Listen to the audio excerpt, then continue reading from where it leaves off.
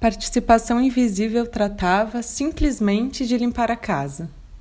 Ajudar a dona da casa a fazer a faxina para receber os convidados na abertura da exposição. Algumas coisas aparentemente mínimas ou banais são importantes na proposta, como, por exemplo, a probabilidade de que o trabalho, mesmo depois de pronto, não fosse visto, embora estivesse por todo o espaço. Também a impossibilidade de o trabalho ficar pronto, pois a limpeza da casa é uma tarefa que dificilmente podemos dar por definitivamente terminada, e que mesmo assim durasse muito pouco, pois na medida em que os convidados começassem a chegar e a utilizar o espaço, a sujeira fosse fazendo todo o trabalho da limpeza desaparecer. O trabalho também envolvia uma noção de afeto, ajudando a Júlia, que é minha amiga, numa tarefa ingrata como costuma ser uma faxina. Aline Dias, sobre o trabalho Participação Invisível e sua colaboração com Júlia Amaral.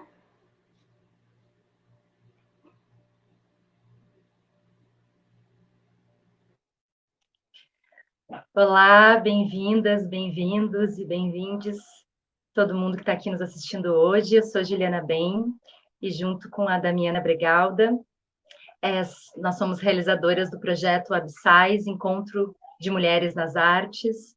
Hoje a gente está realizando o nosso segundo encontro com as artistas Aline Dias e Júlia Amaral. E Abissais é uma proposta de diálogos entre mulheres, a partir de temas como colaboração e o exercer de multitarefas das mulheres. E nesses encontros, a gente busca falar sobre vários temas que nos atravessam, como feminismos, corpo, palavra, espaço doméstico, espaço de criação.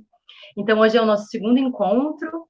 Esse projeto é financiado pela Fundação Catarinense de Cultura, pelo Governo do Estado de Santa Catarina, pelo edital SC Cultura em Sua Casa. Então, a gente está muito feliz de realizar esse segundo encontro, vão ser 4, e agora passo a palavra para as artistas, Aline e Júlia.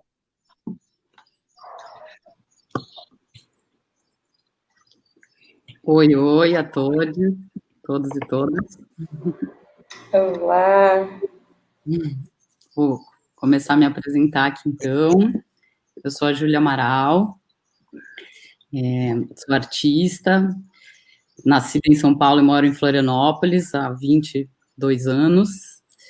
E, além de ser mãe também e professora de artes, né? No caso, sou professora de escultura, agora já não sou mais, acabei de não ser mais.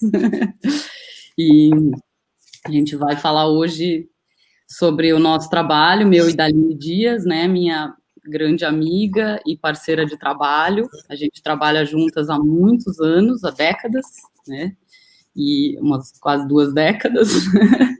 Então, sempre tendo nossos trabalhos pessoais e coletivos ao mesmo tempo, né, sempre muito paralelos e juntos e às vezes misturados, às vezes não, né? Então hoje a gente vai também apresentar um pouco para vocês sobre trabalhos individuais e coletivos também. Agradeço a todo mundo que está aqui nos ouvindo. Obrigada. Vou me apresentar também. Obrigada, Damiana e Juliana, pelo convite. Meu nome é Aline, eu atualmente moro em Vitória, no Espírito Santo, onde sou professora na UFES. Trabalhei, me formei a graduação, né, em Florianópolis, que foi onde conheci a Júlia, né, morei muitos anos em Florianópolis. E não sou de Florianópolis, sou de uma cidade no interior de Santa Catarina chamada Ilhota. E acho, assim, sou artista, entre outras coisas.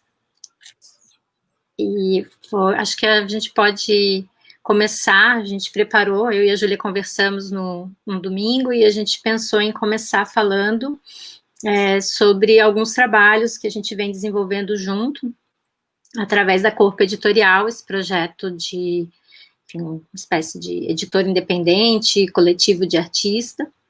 A gente pensou em começar falando um pouquinho desses projetos, né, situando um pouco essa colaboração de longa data. Acho que a gente se conheceu na graduação, né, e começamos a trabalhar junto muito, acho que nas exposições, né, de início de carreira, exposições coletivas e salões que a gente expunha junto, né, e a partir daí a gente tem alguns trabalhos desenvolvidos em conjunto e outros trabalhos também que conversam, acho que em diversos pontos, né, em diversas questões, eles têm afinidade, para além dessa dimensão que a Damiana já começou destacando, que é uma dimensão de afeto, né, nós somos amigas e conversamos e trabalhamos juntas em vários âmbitos, né. Continua a partir da corpo, Júlia. Sim, só antes de falar, só rapidinho falando da menção que a Damiana fez aí ao texto da Aline, né, essa exposição, esse trabalho que a Aline fez, que foi um trabalho invisível na minha casa, foi uma das primeiras vezes também que a gente trabalhou juntas, foi em 2005, esse trabalho, e vou falar brevemente sobre isso, foi um projeto de outras artistas aqui de Floripa, que a gente fazia exposições nas nossas casas. E aí, no meu caso, eu recebi essa exposição, isso se chamava Projeto Contramão, e aí eu escolhi expor artistas que eram amigos, né? E aí a Aline já estava interessada em assuntos da poeira e da faxina e da limpeza e da sujeira, né? E aí, então, a gente fez esse trabalho juntas. Na verdade, a Aline participou da exposição aqui em casa dessa forma totalmente invisível, né? Que já é bem diferenciada do que a gente muitas vezes entende por exposição, né? Porque a exposição de trabalhos artísticos a gente sempre vai ver ou vivenciar alguma coisa, né? E aí a Aline já entrou nessa exposição que eu fiz aqui em casa de uma forma bem diferente, né? Ela fez o trabalho dela antes e ele era totalmente invisível, né? Então, só para também introduzir vocês assim no que a Damiana mencionou agora aqui no começo, né?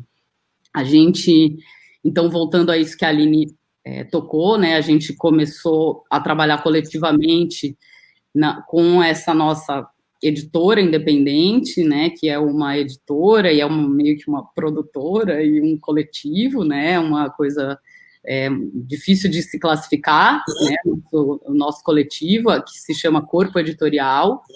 A gente se reúne desde 2009, a Corpo teve início em 2009, e aí entre nós e algumas outras pessoas, também principalmente a Ana Lúcia Vilela, que é uma outra amiga nossa, que é historiadora de arte, crítica de arte, professora também da universidade de História da Arte, e ela também faz parte desse coletivo, né? Então, nós sempre fazemos muitos projetos juntas, né? E muitas publicações, né? Entre publicações de artistas, exposições também, a gente já fez algumas, e também filmes, vídeos, né? Filmes e vídeos. Então, a Corpo, ela é multidisciplinar, né? Multitarefas, assim como nós, né? Então, eu vou compartilhar minha tela aqui com vocês agora, mostrando as principais publicações coletivas da Corpo, né? A Corpo faz publicações coletivas e faz publicações individuais também. E a gente vai viabilizando isso conforme os nossos afins, assim, né? E conforme os nossos temas, às vezes a gente elege um tema e trabalha em cima desse tema. Então, eu vou compartilhar a tela com vocês aqui agora, mostrar um pouco dessas publicações. Então, começando aqui, esse trabalho foi... essa publicação se chama A Kind of Notebook, e ela é uma publicação que foi onde a Corpo Editorial nasceu. Foi através dessa publicação que a Corpo Editorial começou, né? Foi totalmente despretensioso esse início, né? Não foi assim, queremos ter uma editora, vamos lá se unir e fazer uma editora independente, né? Não foi bem assim. A Corpo nasceu de uma exposição do artista Carlos Asp. Ele tinha feito uma exposição aqui em Florianópolis, no Badesc, que se chamava, não lembro se era Asp Sem Verniz, era isso, Aline? Asp Sem Verniz? Asp Não. Sem Verniz, era. Que era a curadoria do Fernando Beaupré, e a gente já era muito amiga do Asp, né, é um artista de Porto Alegre, fez parte do Nervo Óptico, o Carlos Asp tem um repertório aí bem conhecido, e a gente já era bem amiga dele, e participamos do processo da exposição, e notamos que não ia ter catálogo a exposição.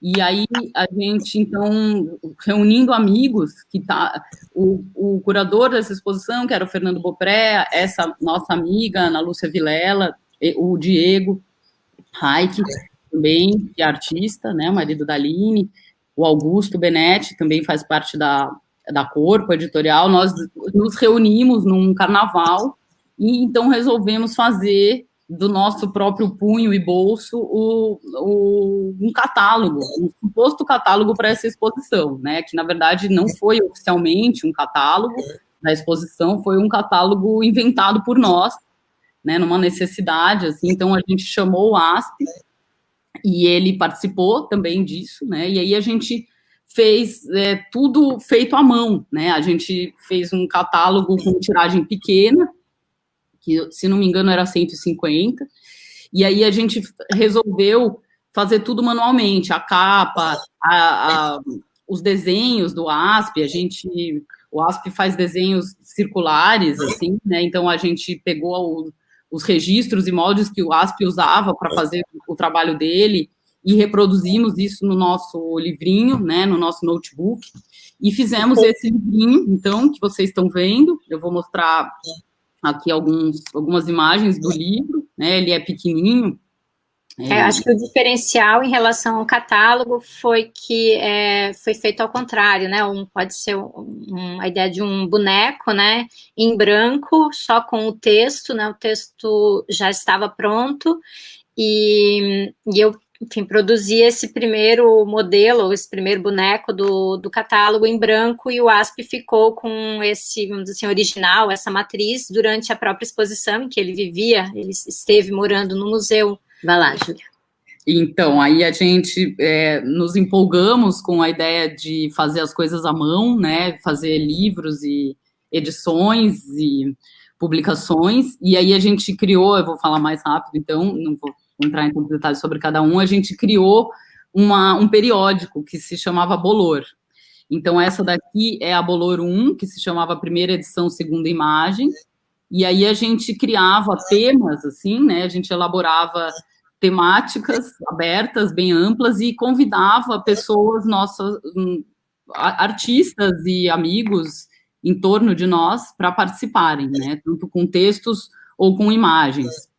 Então, essa aqui foi a Bolor 1, que a gente fez com... A capa dela era feita de radiografias, então a gente também era esse mesmo processo manual, né, de fazer uma por uma, rebitar, martelar.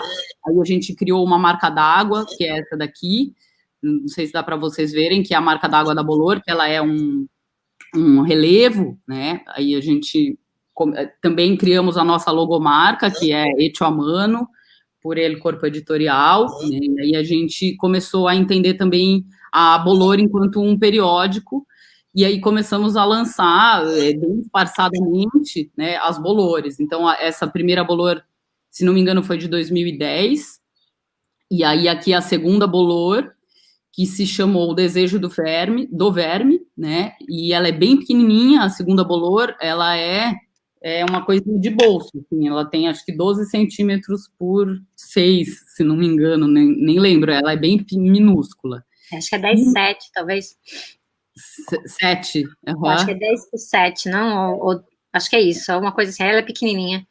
E acho que isso que a Júlia está falando sintetiza, assim, muito da dinâmica, né, de algum tema que percorre nossas conversas, muitas conversas entre amigos, e que ele vai ser propulsor, ou vai ser mote para um trabalho coletivo em que cada um vai desenvolver uma proposta, né, às vezes ocupando várias páginas, às vezes a gente divide, né, tantas páginas para cada artista, e a gente vai ramificando, né, de abrindo, né, para novos convites, e, enfim, para os artistas ou de referência, ou artistas próximos, amigos, enfim, de uma relação que é muito de mais do que uma lógica, né, de a partir daquele tema esgotar, de convidar as pessoas para pensar junto sobre aquilo, né, então, sobre a segunda imagem, aqui sobre o desejo do verme, nesse caso, como a Júlia começou apontando, né, teve a publicação e também uma exposição que foi realizada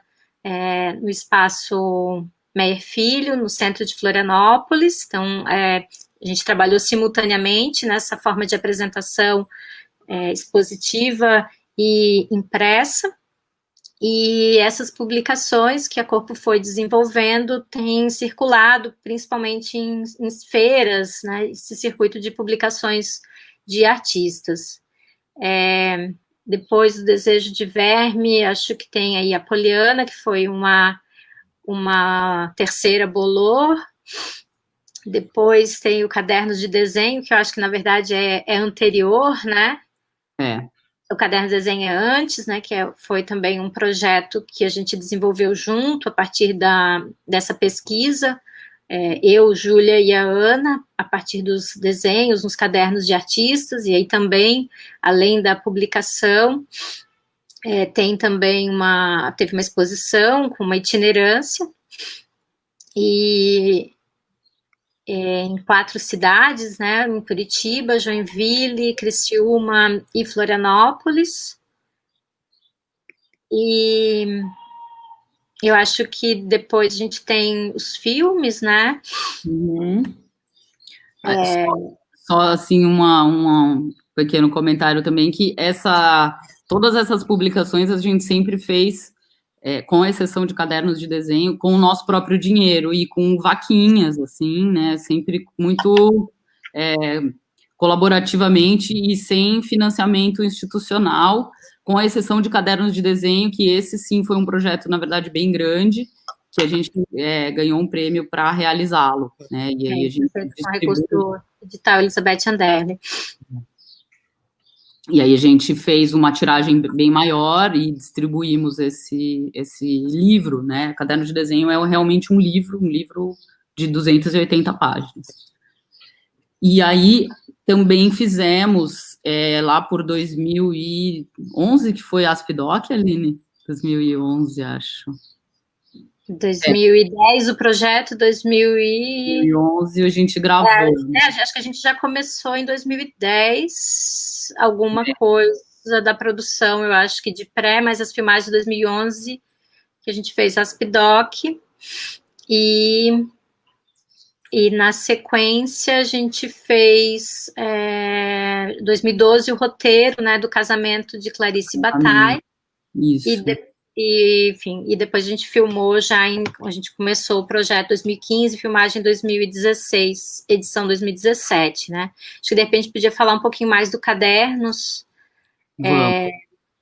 Queres que eu compartilhe aqui? Eu vou compartilhar alguns trechos, e eu vou começar pelos trechos dos vídeos, eu acho.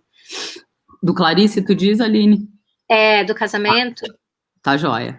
E depois eu mostro as imagens também. O meu. Pronto. Olha lá, tô compartilhando. Então, para falar um pouquinho mais do casamento, né? Ele foi um trabalho em coautoria. Eu e a Júlia assinamos a direção do filme, embora a gente tenha partido, né, de uma ideia de um roteiro desenvolvido também com a Ana Lúcia Vilela, né, e, enfim, o trabalho, acho que ele toca em várias questões que a gente está comentando aqui no Encontro Abissais, né, uma abordagem ficcional, artística, não biográfica, imaginando Clarice Bataille, juntos, né, nessa lógica de um casal, embora eles não tenham nenhuma cena, né, juntos contracenando, né, então tem um encontro desse casal a partir de indícios, né, da presença, ausência deles no espaço fílmico, e Vou passar aqui um outro trechinho também.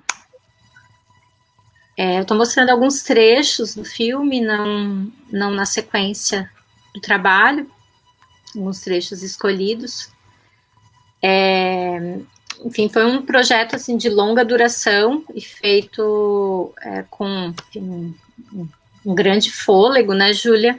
E que teve muitos desdobramentos a partir dessa primeira versão fílmica de 56 minutos, que foi exibida em salas de cinema e também como instalação no espaço expositivo, e depois ganhou uma outra versão como instalação de 2 salas, né, aí separando o filme numa nova edição, né, em que a gente tem as imagens da Clarice numa sala e as imagens do Bataille numa outra sala.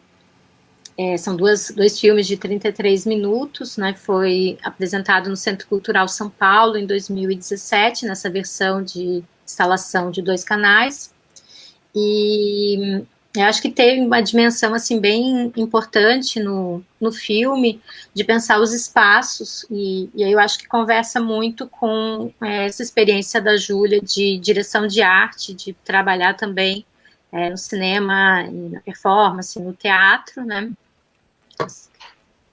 Se quer comentar um pouquinho, né? Porque tem uma dimensão assim desse trabalho muito intenso e cuidadoso, trazendo objetos das nossas casas, mas principalmente assim figurino também, enfim, as roupas, os objetos que montaram esse espaço de trabalho, tanto do Bataille quanto da Clarice, desse quarto, né? E que eu acho que tem um atravessamento grande entre não só esses vários âmbitos em que a gente trabalha, mas também desses aspectos de vida e espaço doméstico e espaço de criação, né, para construir essas cenas e esses personagens. Sim, Aline. Como a Aline comentou, né, eu trabalhei durante muito tempo com cinema e com teatro e com performance, né? Eu fui diretora de arte, talvez seja ainda, diretora de arte de cinema, né, durante muitos anos, aqui em Florianópolis, e também fui de um grupo chamado Erro Grupo de Teatro, então eu já tinha toda uma trajetória com essa experiência de filme, né, e performance, e teatro, e direção de arte, e cenografia, né, então a gente também, quando começou a querer fazer o Clarice Bataille, também veio muito também através dessa experiência, né, e aí essa experiência veio com tudo. Quando a gente conseguiu filmar, a gente demorou bastante tempo para chegar na etapa de filmar e realizar mesmo o filme, Clarice Bataille, né, a gente primeiro escreveu o roteiro, foi todo muitos anos esse processo desse projeto, né, foi muito bonito. E foi muito feliz, assim, da gente ter conseguido realizá-lo, né, Aline? A gente ficou muito satisfeita, assim, de ter conseguido, né? E muito foi usado também de um grande acervo que eu tenho de objetos antigos, e a Aline também tem, né? Então a gente juntou nossos acervos e nossos piques e fizemos também muito na raça esse trabalho, né? Foi bem... um trabalho que deu muito trabalho, assim, né? E foi muito legal também, porque ele se insere em várias instâncias, assim, foi muito interessante a forma de apresentação final também, uma vez que a gente tinha um filme pronto, né, a gente apresentou ele em cinema, e era uma experiência super diferente, porque pela expectativa também do público, né, então as pessoas, elas iam assistir o nosso filme, e ele é um filme muito... não convencional, nos moldes cinematográficos, assim, né? Então, ele tem muitos pontos não cinema, assim, né? Então, ao mesmo tempo que ele tinha um mistério, ele frustrava também as pessoas que iam numa expectativa de um filme narrativo, com começo, meio e fim, com ação, né? O nosso filme, ele é super... com ações muito sutis, né? Assim, não é convencional nesse sentido narrativo e dinâmico, assim, do cinema, né? Então, a gente teve essa experiência inicial muito interessante de quebra de continuidades das expectativas do público também, né? E aí a gente teve esse desdobramento de depois ir transformando ele numa videoinstalação, que foi muito legal para nós também ver esse trabalho de uma outra forma, né? Então a gente pôde experimentar várias formas com esse trabalho, né? Vários desdobramentos mesmo do mesmo trabalho, né? E ele é muito rico mesmo. Aqui tem algumas imagens do quarto, que eu acho que foi esse espaço privilegiado, né, da nossa construção, porque era um espaço que tinha tanto esses dois nichos de trabalho dos dois escritores, né, a escrivaninha do Bataille e a poltrona com a máquina de escrever, né, onde a Clarice aparecia escrevendo, e ao mesmo tempo esse espaço, né, da cama, esse espaço do casamento, né, no mesmo cenário, aqui, enfim, um pouco do ponto de vista dele, né, tem aqui uma outra tomada importante também, esse buraco que aparece de início, né, do filme, na abertura, e que depois vai aparecer também em algumas imagens. E aqui complementando um pouco o que a Júlia estava falando dessa versão dele, né, teve essa primeira experiência sala de cinema, depois aqui uma vista dele montado no Salão Paranaense, em Curitiba, como instalação fílmica de um canal, e aqui no Centro Cultural São Paulo, já essa espacialização em duas telas, né, a Sala Clarice e uma outra sala Bataille, e, enfim, uma vista de fora desse exterior.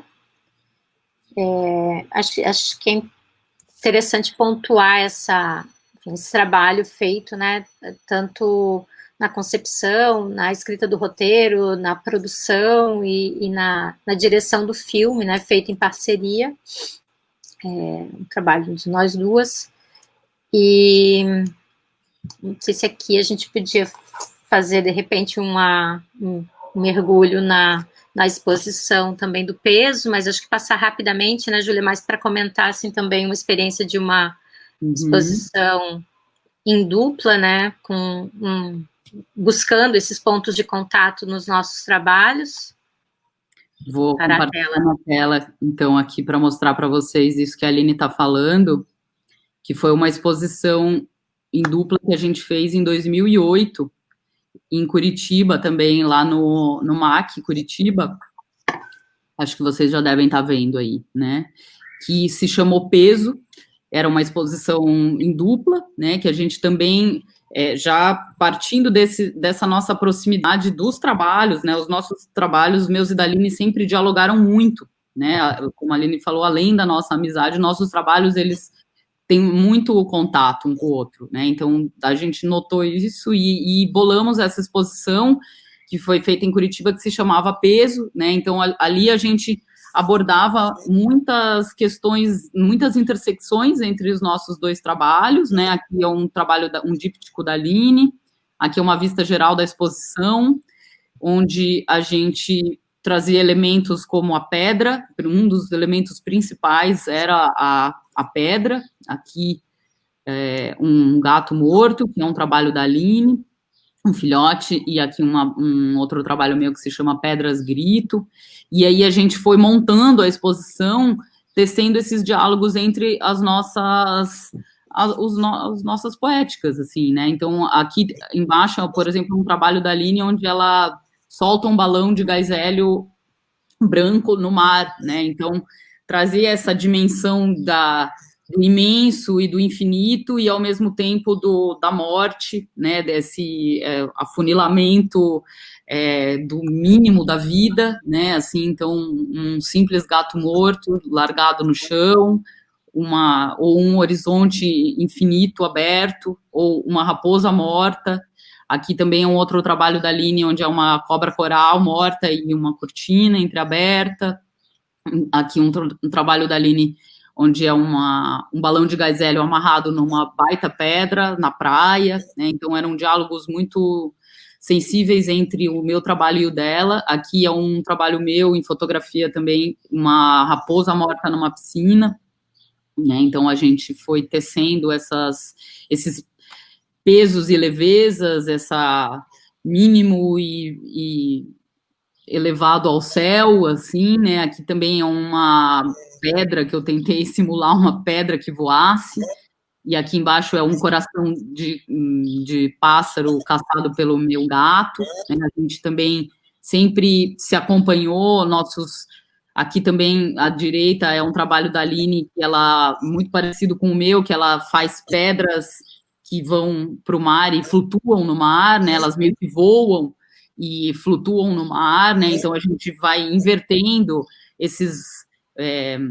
tradicionais valores, não sei bem como dizer, assim, né? Essas forças gerais da natureza, né? Então tanto eu como a Aline, as duas tínhamos trabalho com pedra voando, por exemplo, né? A Aline tinha casa que voava, né? Pedras e balões, né? E tem uma dimensão também de uma intersecção com o cotidiano, que vai também, esses encontros, né, na casa com os animais que morrem à nossa volta e que a gente se detém a fotografar ou a trabalhar a partir deles, né, e, enfim, a exposição explorou, acho que foi um momento especial que a gente se deteve, né, a parar e pensar as conversas entre os trabalhos e apresentou eles juntos, né, às vezes trabalhos menos visíveis ou menos mostrados de uma, mas que conversava com outro trabalho da outra que tinha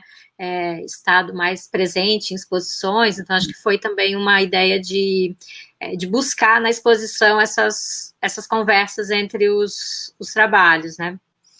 E esses pontos de conversa, tanto na relação com a casa, quanto isso que a Júlia está chamando, essa subversão, né, dos estados tradicionais, né, do que é pesado e do que é leve, né, esse desejo de uma pedra que voe, ou de uma casa que é sólida, que de repente fica muito frágil, vulnerável, enfim, esses pontos de investigação da poética de cada uma em diálogo. E aí, nisso, eu vou entrar, então, aqui falando um pouco do meu trabalho agora, que também sempre em diálogo com os trabalhos da Aline, né? Vou mostrar para vocês um pouco alguns trabalhos que têm a ver, né, com essas relações. Então, vou começar mostrando aqui uma longa série minha, que a Aline acompanhou muito de perto sempre a produção desses trabalhos, né? É uma série que se chama Apesar de, é uma série de esculturas em metal fundido, né, onde eu faço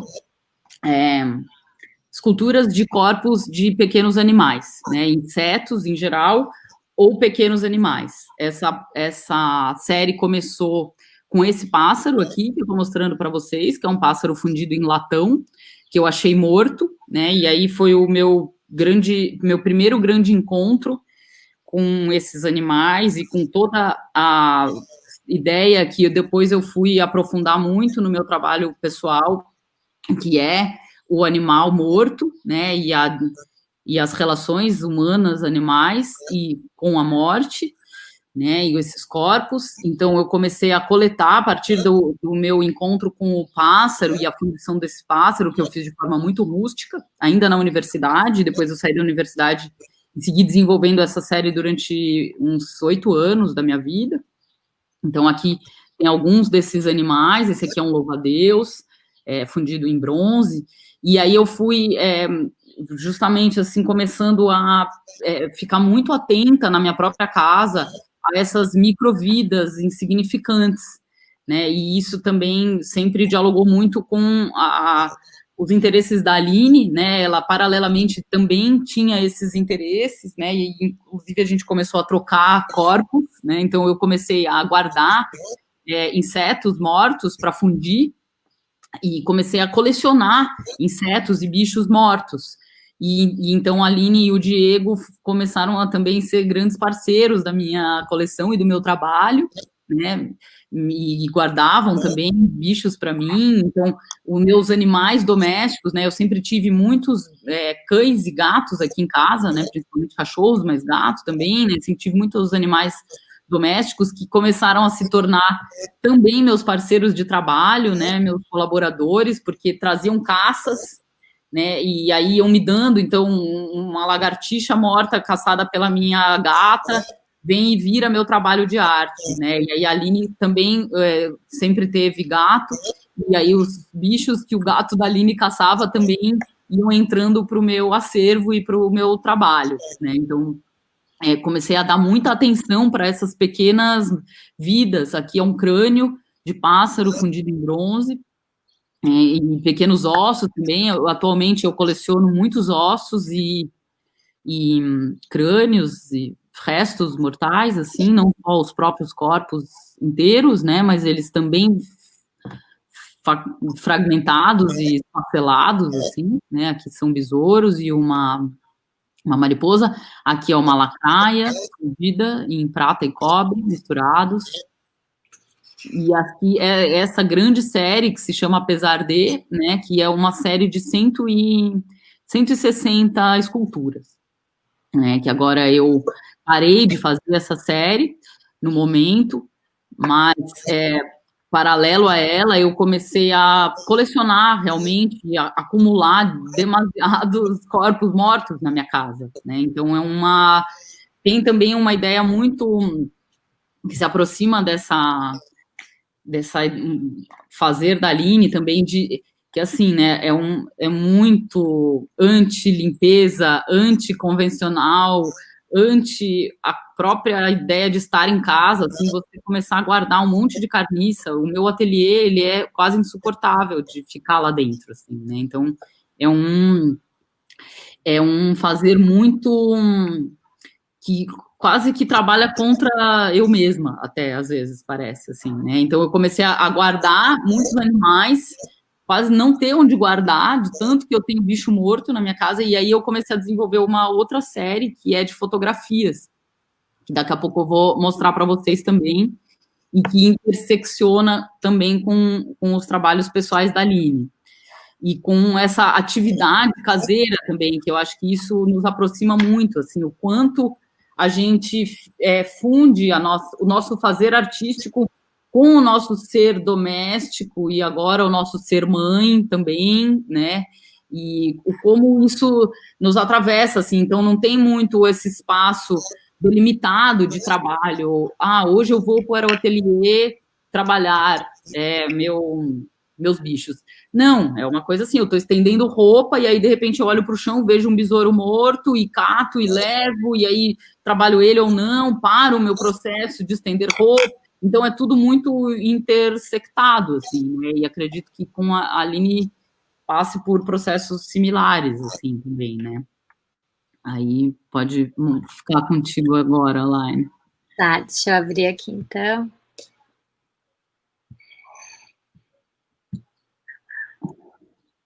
Eu acho que a Júlia marcou bem, né, esse atravessamento e, ao mesmo tempo, uma espécie de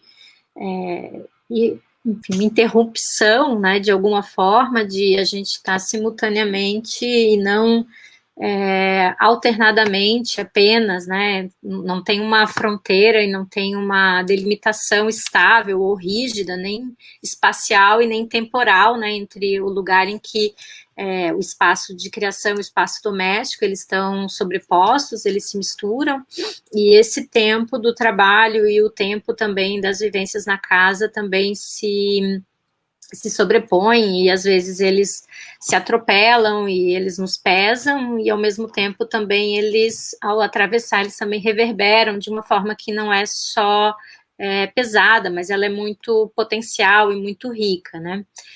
Nessa série que eu desenvolvi, enfim, conversa com a participação invisível dessa mesma época, de 2005, 2004, eu comecei a me interessar e olhar para a poeira de uma outra forma, né, dentro do espaço da casa, tomando a poeira, né, como uma espécie de dispositivo, né, para pensar pensar o mundo, para pensar a constituição das coisas entre concentração e pulverização e dispersão, e os processos de distribuição e de falência da forma, né?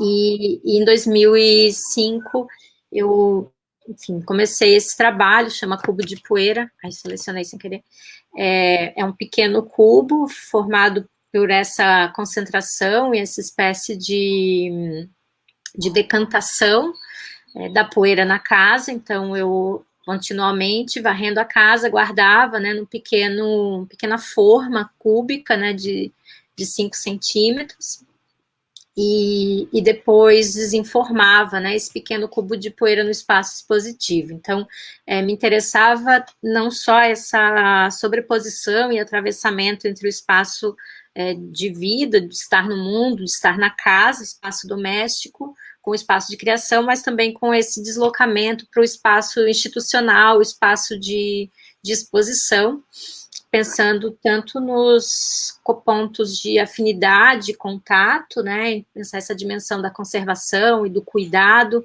invisibilizado, tanto na casa quanto no museu, com o espaço e com a obra de arte, quanto esse enfrentamento com um projeto de ordem e de esse projeto ordenatório, geométrico, né, principalmente essa matriz geométrica que era colocada em tensão. Então, eu tenho um cubo que é de poeira, ele é desenformado no espaço expositivo, e ele, como a participação invisível, ele tem essa problemática da duração, né, quando ele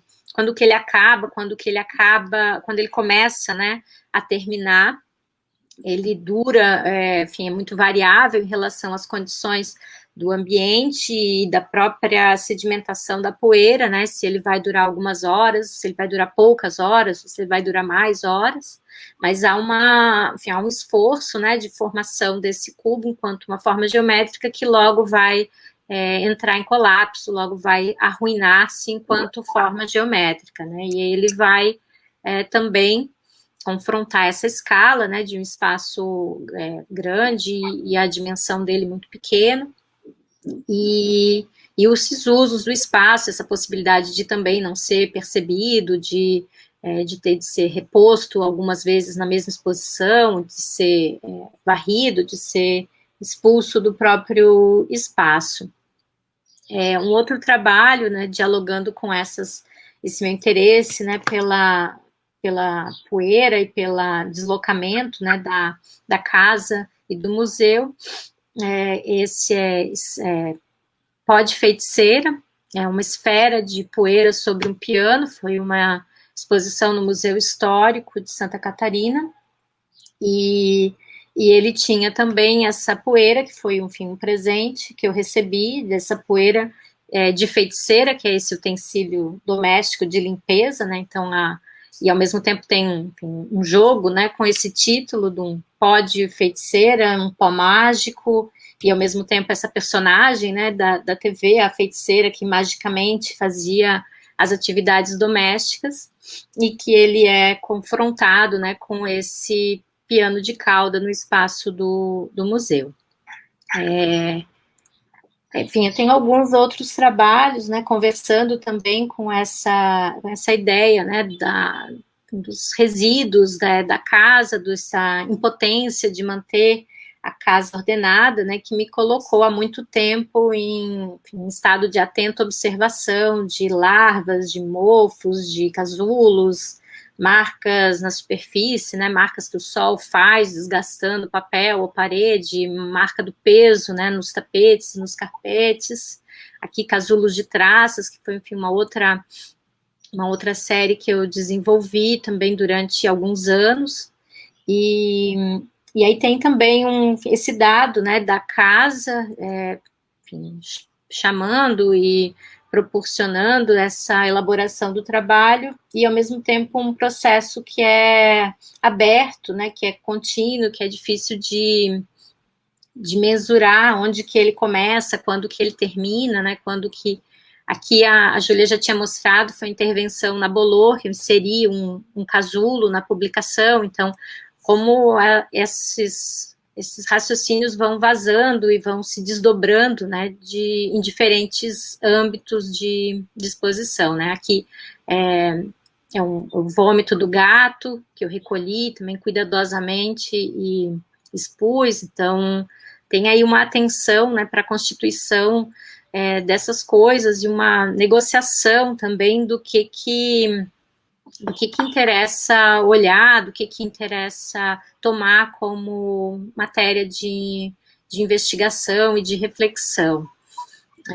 Esse outro aqui é um trabalho que tem a ver com outra série que eu fiz mais tarde, que é a Coluna de Poeira, que é um cubo de papel, e ele contém farelo, né, migalhas que vão sendo recolhidas na toalha de mesa ao longo de várias refeições, e ele fica, né, nessas imagens da esquerda tem uma imagem dele aberto, né, na direita ele fechado, né, fragilmente, né, fechado, porque não tem cola, nem nenhum tipo de amarração, são só as folhas sobrepostas, e ele fica agindo potencialmente, ressecando, mofando, né, intervindo nessas folhas de papel.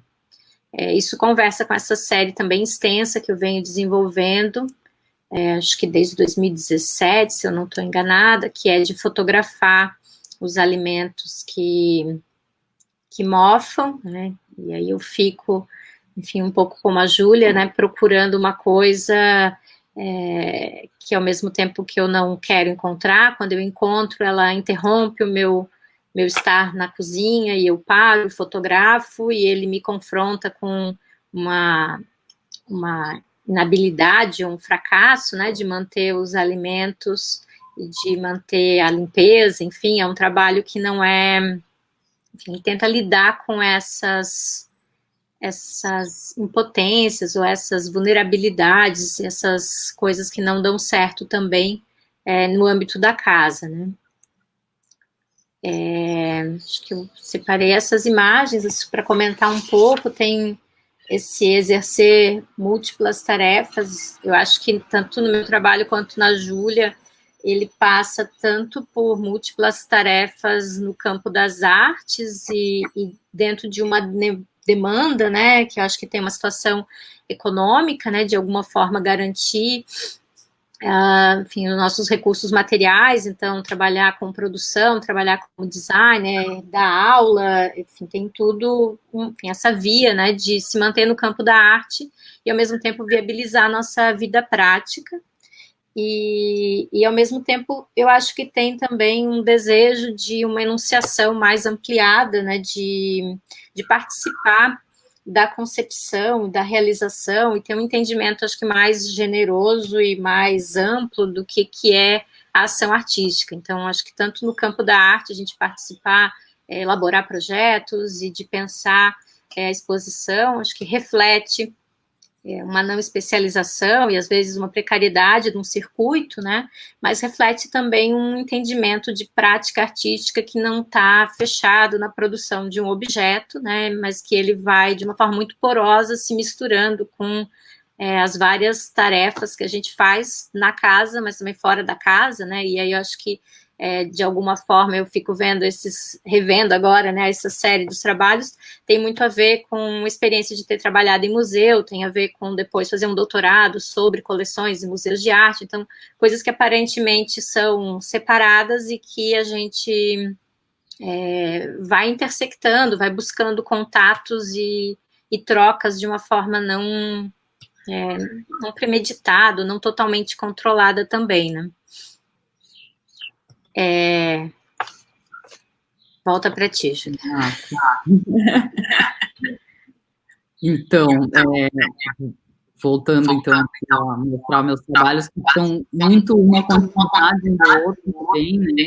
Então, esses processos também, que eles meio que não param, parece, né? Eu não sei nem também identificar quando começam, né? Porque são justamente muito interpelados, assim, com a vida pessoal, o que se considera artístico ou não, né, então é muito indefinido isso dentro das nossas próprias vidas, minhas e da Aline, no caso, né, assim, então, é isso, às vezes é muito difícil a gente delimitar aonde a gente está sendo alguma coisa, ou isso é muito imprecisos, né?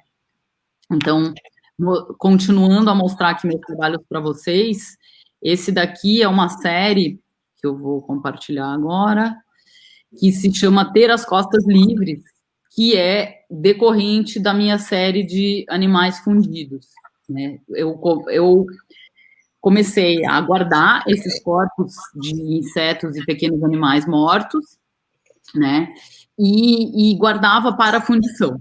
Então, notando o meu próprio processo, eu comecei, e também já com uma trajetória muito antiga da fotografia, né, um interesse aí muito grande pela fotografia, eu comecei a produzir um pequeno fundo infinito, assim, aqui na minha própria casa, não é nada mais do que um papel dobrado, assim, né, e aí eu comecei a fotografar esses insetos antes deles irem para a fundição, né? Porque a fundição ela é um processo muito denso e complexo, se chama fundição em cera perdida, onde eu tiro um molde que se perde de cada inseto desses, né? Então eu não consigo reproduzir os insetos, né? Ou pássaros. Então aqui eu vou passar alguns para vocês. E cada ser desse, ele é um molde único que se perde. Então eu só consigo ter, apesar de ser com molde, o processo, né, ele é um molde que se perde e só tira uma tiragem de um exemplar, né, de cada um. Então, eu comecei a fotografar esses bichos antes, que a gente perde muito também, né, nesse processo. Como eu mencionei para vocês, eu tenho 160 esculturas em metal, mas desses 160 eu teria quase 400, assim, né, a maioria se perdeu, né, muito do que eu tentei eu não consegui, muito mesmo, assim, né, então eles quebram, eles entopem, eles dão problemas na hora de fazer a parte técnica de fundição mesmo, dá muito problema, né, então eu comecei a fotografar esses insetos antes deles irem para a fundição. E comecei a também só colecionar essas fotografias. E aí, depois de muitos anos que eu guardava essas fotografias, que eu comecei a entender elas enquanto um trabalho mostrável, assim, né? E aí, atualmente, eu exponho elas no tamanho 25 por 38, cada uma eu amplio e exponho elas numa grande grade que vai crescendo a cada ano, a cada vez que eu exponho mais fotos. Né, e elas têm uma dimensão muito escultórica, essas fotografias, né, e elas também descontextualizam essas mortes, né, então eu trago para um mesmo todos esses diversos animais que muitas vezes não tem nada a ver um com o outro. Esse aqui é um sapo, quase só o esqueletinho dele. Esse aqui é um escorpião com uma escorpiã mãe com seus 18 filhotes, que eu consegui elas, e inclusive eu tenho a grande colaboração de muitos amigos meus nesse processo, né, eu comecei a ganhar animais mortos como presentes para mim, tanto dos meus bichos quanto dos meus amigos e familiares, né, e assim eu acumulo e meio que uniformizo, né, esses corpos e esses seres e essas mortes, né, meio que aproximando umas das outras e não hierarquizando também nenhum desses seres, né? Então, aqui essa série ela é muito longa, eu nem sei quantas fotos ela tem atualmente, eu tenho trabalhado novamente nessa série agora que eu estou fazendo o doutorado, estou no meio do meu doutorado, e meu doutorado está sendo sobre, principalmente, esse trabalho, entre outros também, né, mas é um doutorado em processos artísticos, né, então eu desenvolvendo meu próprio trabalho. Aqui mais um esqueleto de sapo, ovos de rolinha, acho. Aqui são ovos de lagartixa, um pássaro. E esse aqui é um rabo de tatu que eu ganhei, um rabo e patinhas de um tatu que eu chamo de mãe tatu. Eu acho que ela é uma mulher, não sei, uma tatu fêmea. E então aqui também mais uma vez esse acompanhamento minúsculo, né, de coisas muito insignificantes, né, como um besouro esmagado, né, um besouro esmagado ele é praticamente nada, né, então eu tenho um olhar para ele que muda esse estado, talvez praticamente nada, ou talvez não também, né? Tem um outro trabalho que eu quero compartilhar rapidamente aqui com vocês, que é um casulo amarelo, que é um trabalho bem recente, que eu realizei esse ano, que tem também muito a ver com os processos da Aline, que é eu acompanhando a formação de um casulo aqui, né? Então, também, mais uma vez, essas companhias cotidianas que a gente tem e muitas vezes não nota, né, ou não dá uma atenção, né, e aí eu fui pega por esse ser, eu estava passando ali no meu jardim e vi uma dessas lagartas peludas, né, ela era uma lagarta peluda amarela, ela estava fazendo, o casulo dela estava no meio do processo, e aí eu fotografei todo o fazer desse casulo, e por acaso também acompanhei o nascimento dela, né, a transformação dela em borboleta, que são essas fotos aqui de baixo, né, então aqui é uma série com 40 fotografias, onde eu acompanho esse sutil processo muito poderoso que é de uma borboleta, né, uma lagarta se transformando em essa grande metamorfose que é se transformar numa borboleta, né, então essas pequenas sutilezas e esses pequenos encontros da nossa vida diária, assim. Não sei que horas temos aqui, mas acho que agora posso passar de novo para a tia Aline, para a gente... Eu vou comentar um pouquinho de um outro projeto mais recente. Vou começar...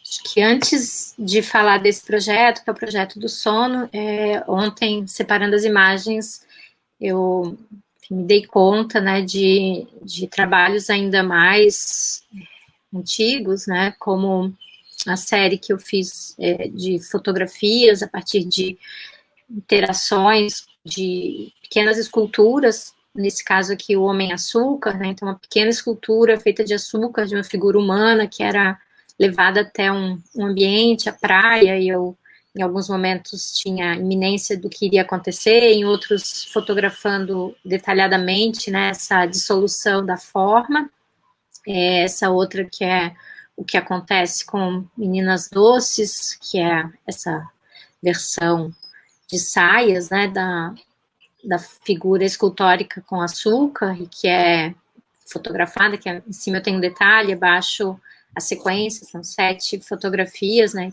desse processo do açúcar que vai virando caramelo e queimando na panela, e essa outra que é uma pequena mulher efervescente, esculpida num comprimido.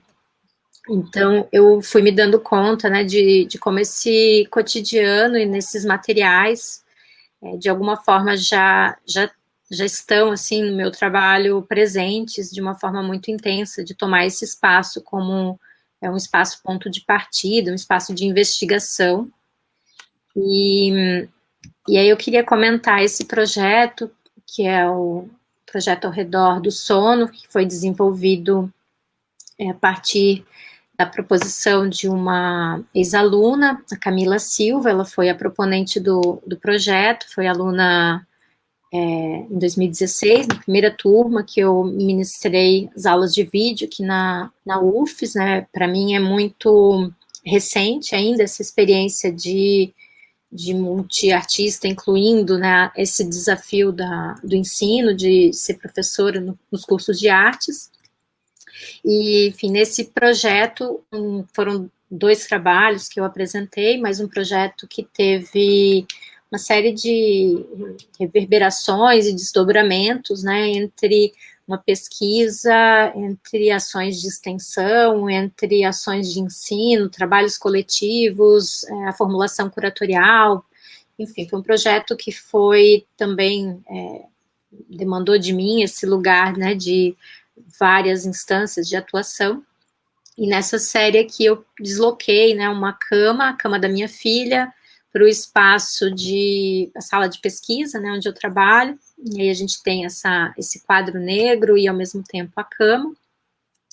E eu trouxe algumas imagens da exposição, como a gente mencionou antes, né, tem um ponto de partida, que normalmente é até um incômodo, né, nesse caso minha investigação sobre o sono começou muito como um desejo de repensar o dormir no meu próprio cotidiano, de alguma forma me reconciliar com o sono e com tem esse sentido, né, das multitarefas, normalmente nos colocam no lugar de pouco tempo, né, e sempre fazendo as coisas menos lentamente ou menos detidamente do que eu gostaria, né, e aí tinha muito a ver com criticar essa lógica, né, de consumo, de produtividade, né, e tentar redimensionar essa experiência do sono socialmente, mas também cotidianamente. A partir desse convite foi também feito, né, a Júlia, a Raquel Stoff, que é outra artista que também tem sido, assim, muito marcante a colaboração nos trabalhos. Nesse caso aqui, a Elke Coelho, outra artista também com quem eu colaboro bastante, e a Júlia, a Ana, o Diego, Augusto e outros professores, colegas de universidade, professores artistas que participaram dessa empreitada, né, que tinha a ver com pensar também uma exposição e um projeto editorial ao redor do sono. O trabalho da Elke, em especial, né, ela fez essa experiência assim, super bonita, né, de manuscrever todo o livro da Clarice Lispector, que teve assim, um papel bem marcante, né, na expografia, porque ela constituiu uma linha que atravessou todo o espaço, com essas pequenas folhas de caderno, né, com o texto integral da Clarice Lispector manuscrito, que é o trabalho da Júlia. E aqui o outro trabalho que eu queria comentar, que é ainda um desdobramento do casamento, e eu acho que entra um pouco numa temática que é dessa visão não antropocêntrica, que eu acho que no trabalho da Júlia, a proximidade com os animais, tanto na transformação fotográfica ou escultórica dos corpos, mas, enfim, uma atenção muito grande a como esses corpos, né, eles mortos se transformam no trabalho de arte. E aqui, apesar da gente ter filmado, foram longas horas, acho que foi uma tarde toda dessa interação entre o cachorro da Júlia e a gata. Nós usamos no filme alguns poucos minutos, né? E aí, a partir dessas imagens, e acho que elas têm também no filme um papel importante, porque o encontro que não acontece entre os escritores acaba acontecendo justamente nessa relação entre os animais e animais não da mesma espécie, né, essa espécie de casal interespecífico que a gata e o cachorro insinuam no filme. E eu fiz uma nova montagem, né, em cor, não mais preto e branco, silenciosa, com 24 minutos dessa relação dos dois, nessa cozinha ensolarada, e os dois, enfim, se limpam e dormem, descansam. Enfim, tinha algo enfim, para mim, muito hipnotizante e meio invejável, assim, nesse sono desses dois animais compartilhado nessa cozinha.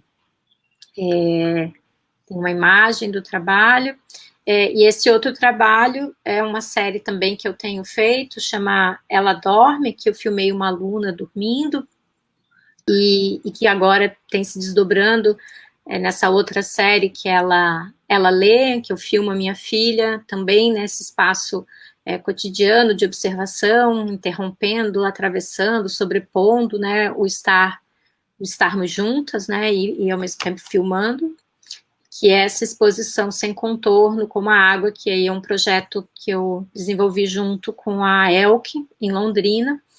E, de novo, assim, entre outros artistas, né, tem esse desejo de trabalhar junto. Então, tem também aqui o trabalho da Júlia, trabalho da Raquel, trabalho do Diego, enfim, esse desejo ao fazer as proposições, agregar e convidar os artistas amigos que estão próximos, né, para pensar junto esses temas.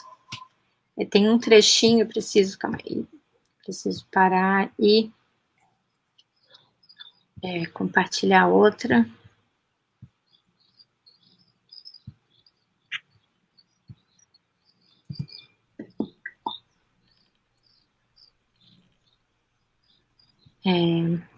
Um trechinho do filme e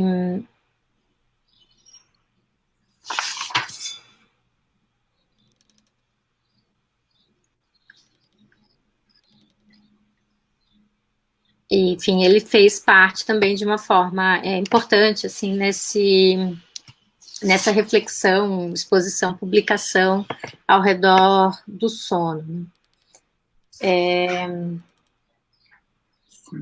Enfim, acho que de alguma forma esse projeto, ainda de uma forma assim, tateante, hesitante, né, mas acho que consigo pensar também como esse lugar professora, né, ele vem sendo também um lugar de experimentação, né, tanto na formulação dos projetos, quanto em projetos coletivos e publicações, ou, enfim, outras atividades que vem também desenvolvendo com os alunos, ou com as práticas de ensino, que de alguma forma, para mim, são muito interessantes, né, já de pensando essa também ampliação do que é esse lugar do artista, né, que não está só na produção das obras ou na participação das exposições, mas de alguma forma também nas conversas, nas falas, nas orientações, né, no compartilhamento nessa esfera de ensino. Eu acho que eu te passo de volta, Júlia. E de edição, assim, né, Aline? A Aline, principalmente, ela atua artisticamente de forma editora. Assim, né? Sim. Muito isso. Assim, né? Não, e aí esse raciocínio de editar, ele tanto está, né, no filme quanto nas publicações, assim, parece que é um modo de estar costurando as coisas junto, né, com os autores numa pesquisa acadêmica, mas junto também com os outros artistas nos projetos coletivos e com os alunos, enfim. Acho que é um raciocínio de montagem, né? Exato. Acho que podia comentar um pouquinho da tua tese em processo, né, Júlia? Falar um pouquinho desse lugar acadêmico. Então, arrematando aqui essa parte, estamos chegando ao fim. Eu, então, agora estou no momento, na metade do meu doutorado, né, e tenho desenvolvido muito o doutorado dentro de assim, eu entrei pensando que ele seria um doutorado teórico, e aí eu fui desenvolvendo uma escrita ao longo do tempo, assim, que eu mesma nem conhecia, e ela traz muito também esses estados diferentes desse ser, mulher, artista, bicho, né? Então eu acabei entrando numa escrita meio metamórfica, através do meu próprio trabalho, me levou a esse tipo de escrita, né? É uma pesquisa, uma investigação dentro desse âmbito de questionar essa grande separação entre o humano e o animal, o natural e o cultural, né? Então, eu estou entrando num questionamento muito forte disso, né? E aí, muitos questionamentos vêm junto, mas eu tenho desenvolvido, então, agora no doutorado, uma escrita, e eu estou desenvolvendo uma publicação de artista, né? Que tá com o título de Um Animal para o Outro, que eu acabei de qualificar, e ele, então, é uma escrita onde eu, de alguma forma, me metamorfoseio e meio que viro um animal, né? Então, também questiono muito esse papel humano dominador e antropocêntrico, né? Que se coloca como o centro de tudo. Então, o meu doutorado está sendo total um objeto de questionamento desses papéis, né, e dessas funções, assim, então, entrando muito numa proposta, talvez, de outro paradigma mesmo, assim, nesse sentido colocado pela Donna Haraway e pela Anna Tsing, que são autoras que eu e a Aline temos lido, né, que inclusive a Donna Haraway foi a Aline que me apresentou, e que propõem formas de vida dentro de outros cânones, né, essa colaboração multiespécies, né, então, aquilo que eu e a Aline a gente vive, e há muito tempo está presente no meu trabalho, né, esse olhar para o animal como um ser como eu, né, não, deshierarquizando esses lugares, né. Então, o meu doutorado está sendo muito em torno disso, inclusive eu e a Aline recentemente participamos de um seminário onde conhecemos a Damiana, e a gente fez mais um trabalho juntas, que foi um vídeo que se chama De Voos e Vermes, que também aborda essas questões, essas outras atenções, né, e essas outras inclusões de importâncias que são tão importantes quanto nós, assim, né, então a gente desenvolveu um vídeo e um texto novos, recentes, né, uns 2 meses atrás, 3 meses atrás, onde também a gente traz esses pequenos atos e pequenos seres que estão juntos, né, que tornam-se com artistas com a gente, assim, né. Queres que eu compartilhe esse trecho, Júlia? De repente, eu quero mostrar primeiro. Não sei como estamos de tempo, mas eu acho que sim, acho que Tá, eu por mim finalizo aqui. Eu te passei aqui. Então, esse é um trecho do nosso...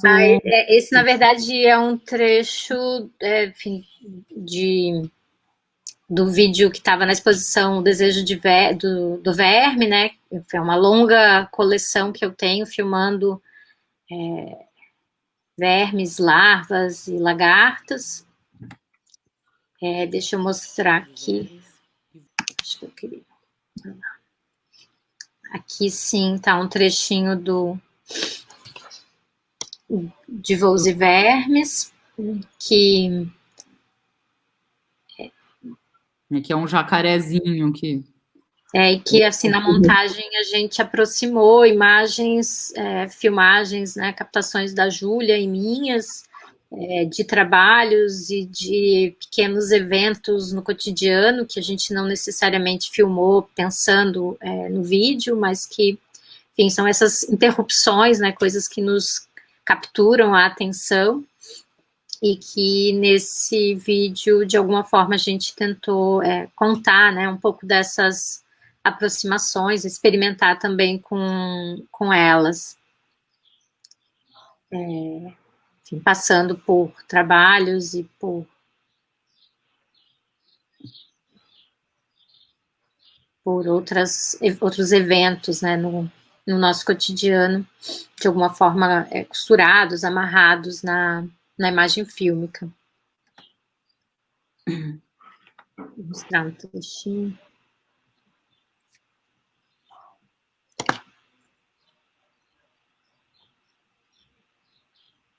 Eu Voos e Vermes. E poeiras. E farelos. Poeiras e farelos e migalhas.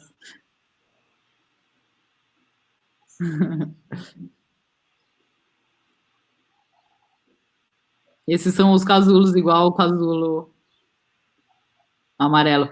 Aliás, aquele verminho que você mostrou agora, Aline, é exatamente ele que estava se transformando ali naquela série de fotos. Tô aqui. Eu acho que, para finalizar, eu queria mostrar o último vídeo. Sim. Vou passar para ele, Júlia. Claro. Queres que eu deixe mais um pouco aqui?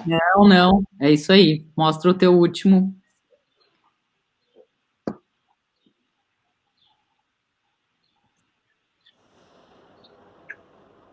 Esse é um vídeo só da Aline.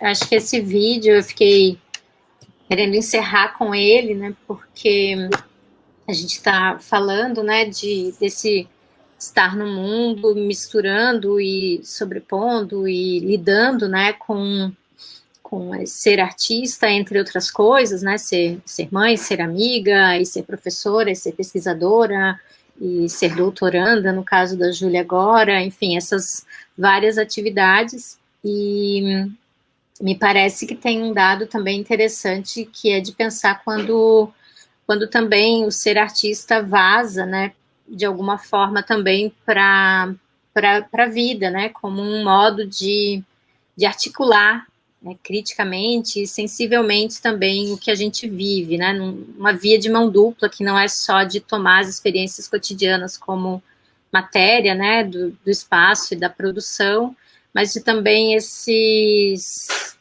olhares, enfim, de artista reverberarem também no nosso cotidiano. Então, nesse ano passado, né, enquanto eu tomava café numa varanda, nós vimos essa cena, né, das formigas carregando numa alta parede essa barata, e interrompemos, né, eu, Diego e minha filha Irene, paramos e ficamos, assim, os três muito atentos, eu filmando, mas os três observando, e eu fiquei pensando, lembrando muito de um verso da Adília Lopes, né, que ela fala que nem sempre fazer coisas difíceis é eficaz e eficiente. Às vezes, fazer coisas fáceis é o que há de mais acertado.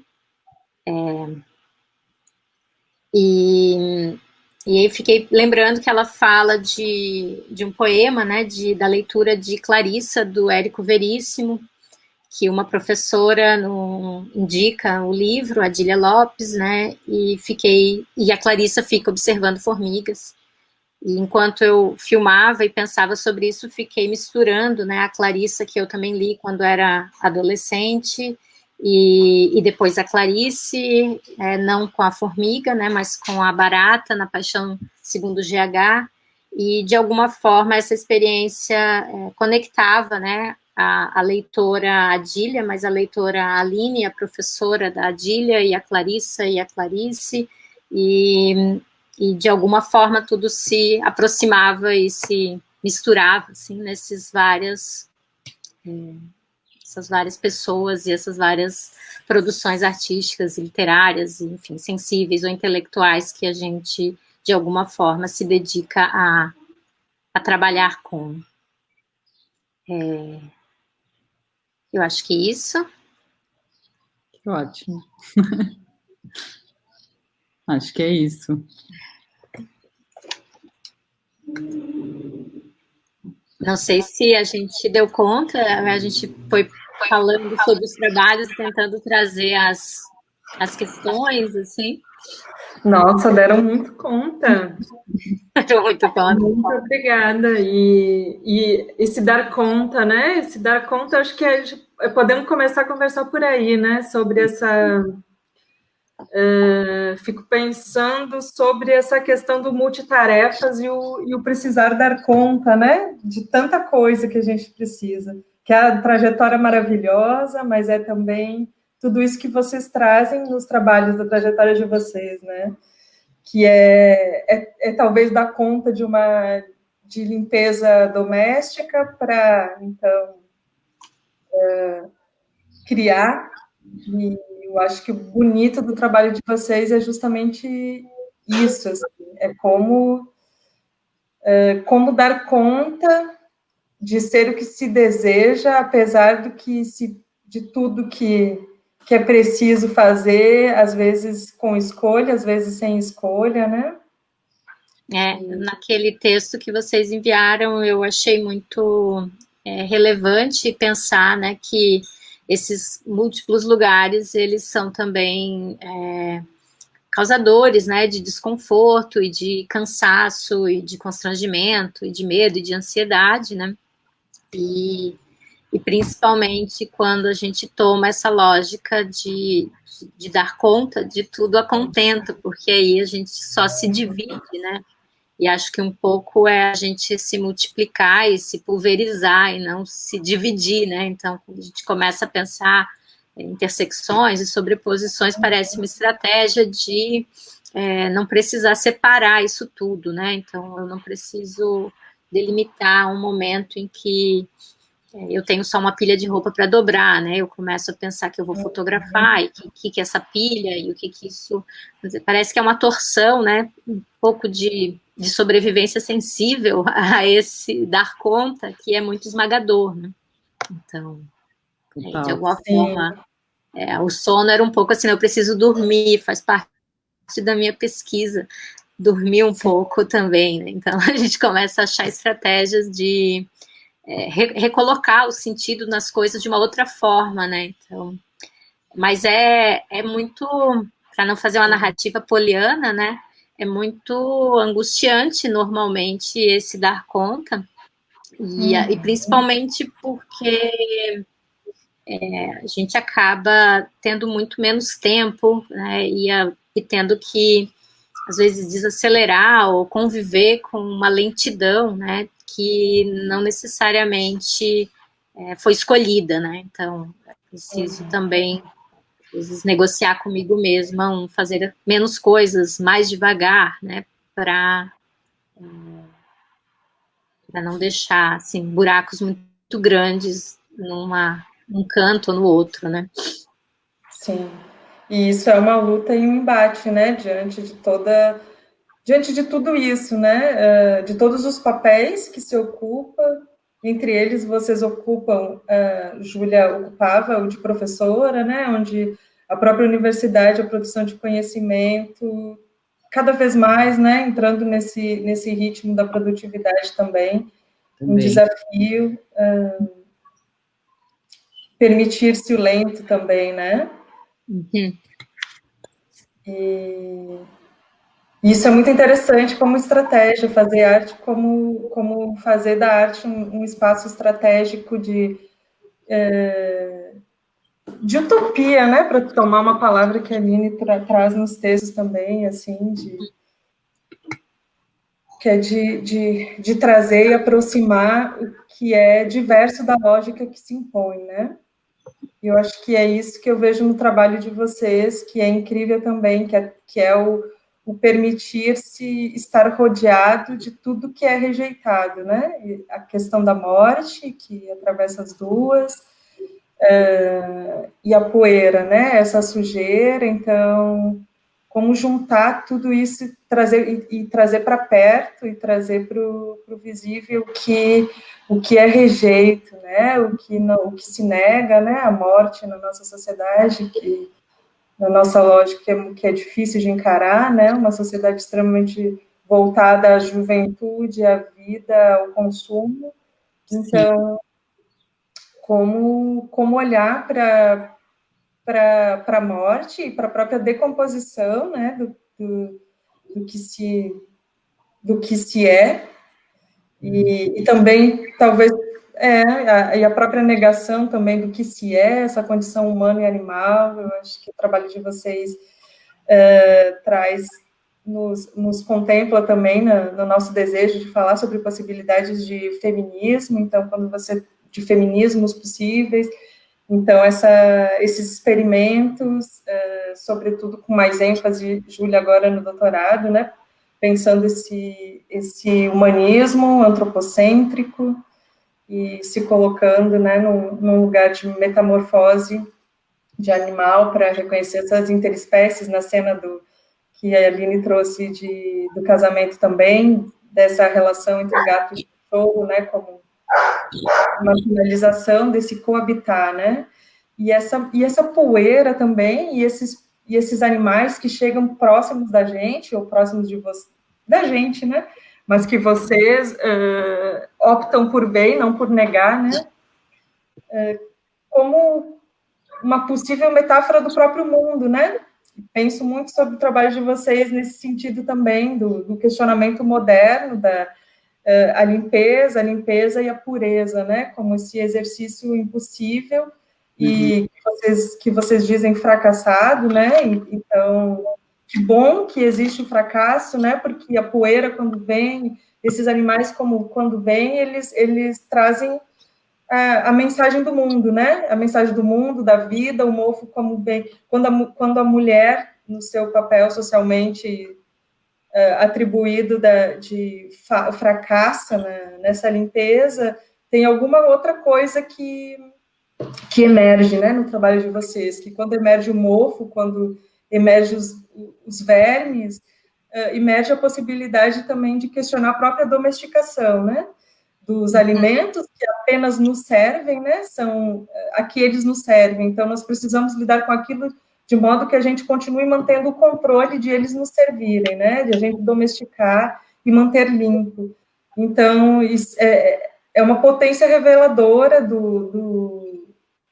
de quando a gente, no papel insistente de submeter espécies e outros seres e vencer pela limpeza, pela pureza, a gente perde, né? Então, o que é que a gente ganha? Acho que o trabalho de vocês também me traz muito disso. O que é que a gente ganha quando a gente perde um papel que a mulher é atribuído de manter a limpeza, a organização e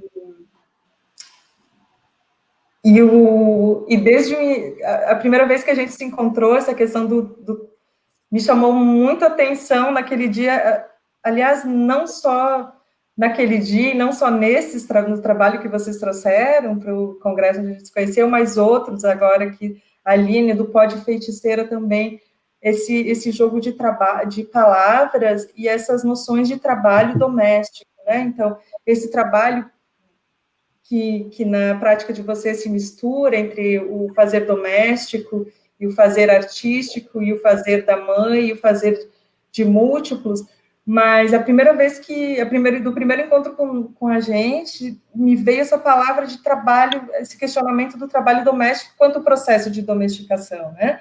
De mulheres domesticadas e a serviço da domesticação.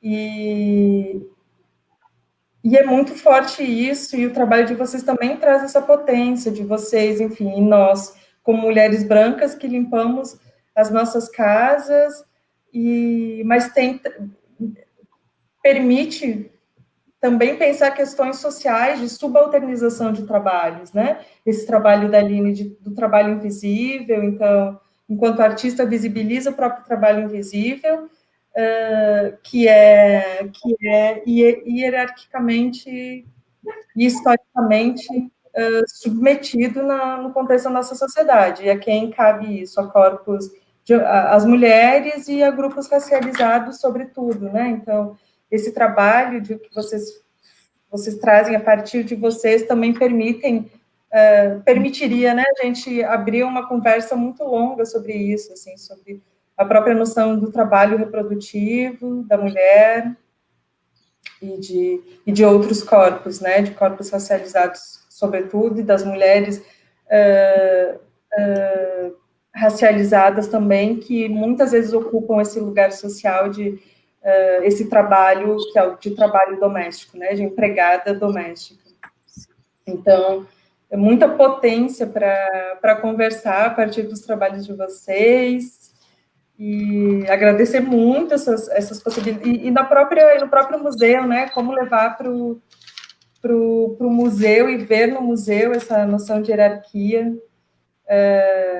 daquelas traças que são criadas nos próprios espaços museológicos. Então, além de pensar esse espaço doméstico também, se pensa esse espaço do museu como também um espaço a ser constantemente limpo, e o trabalho invisível que a Aline traz também permite visualizar o trabalho invisível de quem está constantemente mantendo aqueles espaços limpos e na fixidez, na demanda pela duração, né?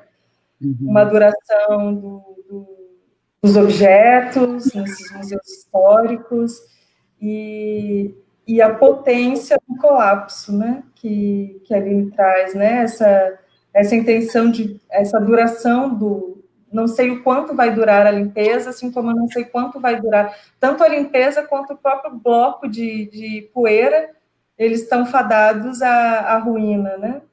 Então, como pensar as ruínas de desse pensamento de limpeza, desse pensamento e modo de vida da separação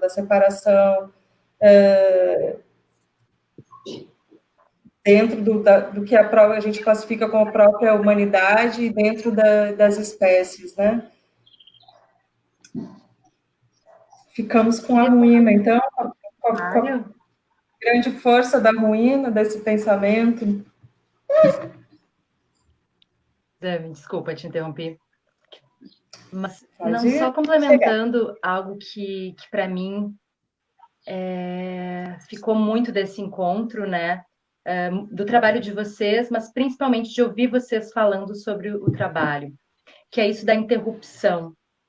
Eu fiquei aqui refletindo sobre essa ideia da interrupção como potência, não romantizando, né, a interrupção, porque, enfim, a gente sabe que também ela gera muito conflito, né? Mas pensando ela como um trampolim para um mergulho outro, né? Para um novo mergulho e para construir algo de um lugar inevitável, né? Que é o lugar da multitarefa, principalmente pensando na contemporaneidade, assim, né? Porque ao mesmo tempo que é um lugar que a gente ocupa, que às vezes é muito desconfortável e que nos esgota, e que muitas vezes a gente está em posições de exercer até tarefas que a gente não domina, mas que a gente precisa exercer, né? Como mulheres artistas e mães, no meu caso eu não sou mãe, né? Mas moro com uma criança pequena também. Mas como, ao mesmo tempo, a gente precisa exercer esses lugares, principalmente no momento político que a gente está vivendo, porque a gente precisa fazer algo, né, juntos. Então, ficou muito para mim isso da conversa de hoje. Quero agradecer muito a presença de vocês. Legal. Sabe o que eu fiquei pensando, né, de que quando a Damiana falou de o que a gente ganha quando perde, né, me parece um pouco um raciocínio, assim, tem uma ideia também de domesticação, também do artista, de alguma forma, do que ele supõe fazer, né, ao mesmo tempo que há uma demanda a gente ocupar vários papéis por vários motivos, né, mas também me parece esse ganhar algo quando se perde, também é, de alguma forma, sair de um lugar muito estável do que compete ao artista falar, ou fazer, ou produzir, né? E aí a gente acaba ocupando outros espaços, às vezes por uma precariedade de circuito, às vezes por uma necessidade econômica, mas que também, no ganhar algo ao se perder, né, a gente também questiona um pouco essa estabilidade e essas fronteiras disciplinares, né, do que compete a quem fazer, né, então, de alguma forma, parece ter um parentesco, assim, entre casa e museu, tanto na especialização, quanto no desejo de estabilidade, quanto nas separações, né, então, aqui é arte, aqui não na casa, isso aqui é limpo, isso aqui tá sujo, né, e não só ambos alvo de crítica, mas também de uma valorização dessa instância de cuidado, que é o que sub ou não remunerado, né, no trabalho da mulher racializada, e que é uma instância de manutenção da vida que a gente está sempre, é muito patológico pensar que a sociedade seja, essas funções mais vitais sejam as mais desvalorizadas, né, tanto na reprodução quanto na manutenção, né, da casa, da alimentação. A gente para pensar, são os trabalhos que são menos bem pagos, mais desvalorizados, que exigem menor formação, e socialmente isso me parece muito patológico, né, que a gente ignore, né, toda essa instância de saúde emocional, mental, física, que está envolvida, né, nesses cuidados. Pensando assim mais. Com certeza, com certeza. Quer encerrar? Você quiser. Encerramos. Fala. Sim, teria muita coisa que rende ainda essa trajetória imensa de colaborações décadas de colaboração, que potência poder escutar vocês sobre isso, ver o entrelaçamento do trabalho de vocês. A Aline comentou sobre, quando vocês falavam sobre a exposição peso, a Aline comentou que tem trabalhos que eles eram menos mostrados e que eles fizeram muito sentido em diálogo. Eu acho que isso também é muito representativo do que a gente quer trazer enquanto força e possibilidade do encontro, né? Do que parece que é frágil, quando se junta, ganha muita força e possibilidade de seguir andando e se fortalecendo junto. Agradecemos muito a Aline e Júlia por essa conversa tão gostosa. E a gente convida, então, para o próximo encontro, que vai ser o terceiro encontro. Vamos ser eu e Juliana conversando sobre o próprio processo da nossa colaboração em Abissais, sobre os nossos processos e trabalhos também. E agradecer também a Comunave, que é parceira, que está nos dando apoio técnico nesse processo, a Fundação Catarinense de Cultura mais uma vez, e a Júlia Aline, muito obrigada. Muito obrigada também. Também agradeço muito o convite e esse momento de estar aqui, de poder pensar essas coisas. Muito obrigada. Seguimos.